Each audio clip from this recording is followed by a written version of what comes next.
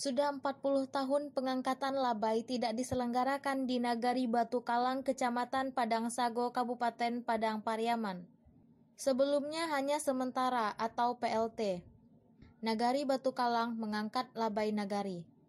Labai nagari berperan memimpin syarak di tingkat nagari, mulai dari urusan Maulid Nabi, kematian, pernikahan, dan seluruh urusan keagamaan di tingkat nagari. Labai nagari dibantu tugasnya oleh labai korong. Nagari Batu Kalang memiliki 5 korong yang akan dipimpin oleh labai nagari yang telah disepakati. Syam Basri, Datuk Marajo, menyebutkan pengangkatan labai nagari secara resmi akan menyandang jabatan labai sampai uzur atau sudah meninggal.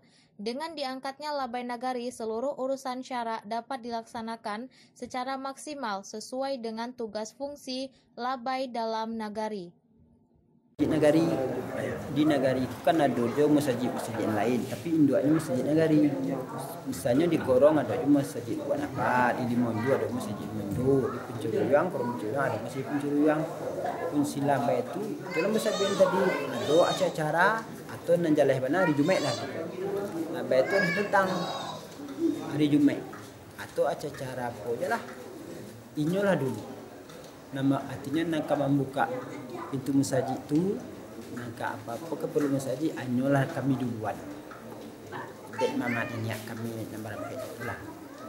Yang ada kayak gini tuh labai nagari itu. Labai nagari. Aduh jadi buat tu labai korong. Kami punya korong 5. Titik korong tu ada labai 5 memenuhi kebutuhan itu korong-korong tadi. Misalnya ada orang meninggal, ada hajat-hajat lain. Labai tadilah awak lapor ke labai. Kalau ada orang meninggal kan ada takziah, ada mengaji segala macam.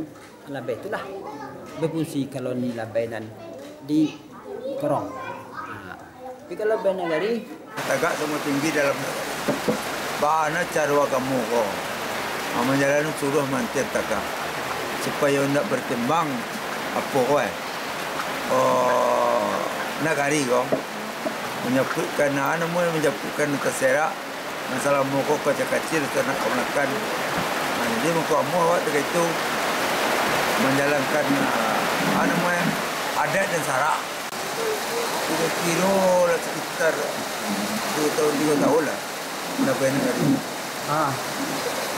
Kini boleh kini kalau karajo labai apa? Labai nagari nyuruh menikah orang gay kerja menyebut di sana nak petik nikah tak nikah jalan deh. Kalau labai tu balik untuk orang kebatian tu mati meninggal orang mencikan siap tu tugas itu. Perannya dia jalan kalau di Sikokok kan ada labai mandi mai. Atik suku do labai mandi mai ko. Tu lo nyuruh menunjuk tu labai dua leh ko. Labai dulu. Ya. Sana kan jadi cip usi cip kati. Kaki lo mendian. Dari Kabupaten Padang Pariaman, tim liputan Minangkabau TV melaporkan.